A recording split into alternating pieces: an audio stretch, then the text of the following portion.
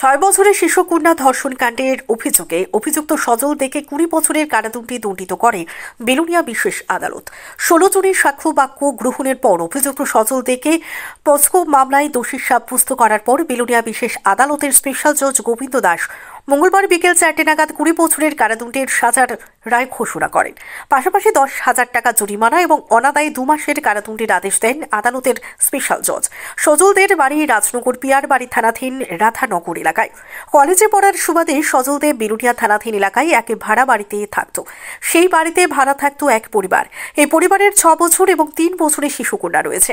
জানা যায় গত 2023 সালের অক্টোবর মাসের 17 তারিখ সকালে পরিবারের লোকজনের অনুপস্থিতিতে চকলেট, চিপস এবং মোবাইলের লোভ দেখে সজল দে দুই শিশু কন্যাকে ডেকে ঘরে নিয়ে যায়। এরপর 6 বছরের শিশু কন্যাকে মোবাইলে অশ্লীল ভিডিও দেখিয়ে ধর্ষণ করে 3 বছরের শিশুর সামনে বাড়িতে মা আসার পর 3 বছরের শিশু কন্যা হঠাৎই বিভিন্ন অঙ্গভঙ্গিতে মাকে জানিয়ে দেওয়ার পর তখন 6 বছরের শিশু কন্যাকে জিজ্ঞাসাবাদ করতে স্বীকার করে। দুই শিশুর মা জানান, শুধু একদিন নয়, এমন বহুদিন সজল দিয়ে অপকর্ম করেছে দুই শিশুর সাথে। সব ঘটনা জানতে পেরে অবশেষে দুই শিশু কন্যার মা বিচার চেয়ে বিলোনিয়া মহিলা থানার দ্বারস্থ হয়ে সজলদের বিরুদ্ধে ধর্ষণের মামলা দায়ের করেন।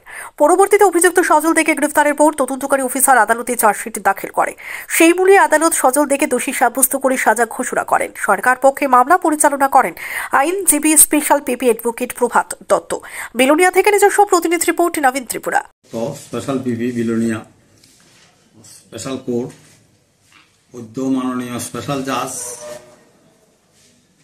গোবিন্দ দাস এক রায় দেন। ঘটনা হলো গত 17/10/2023 তারিখ বাঁশপাড়া কলোনিতে এক বাড়িতে গত 17/10/2023 টান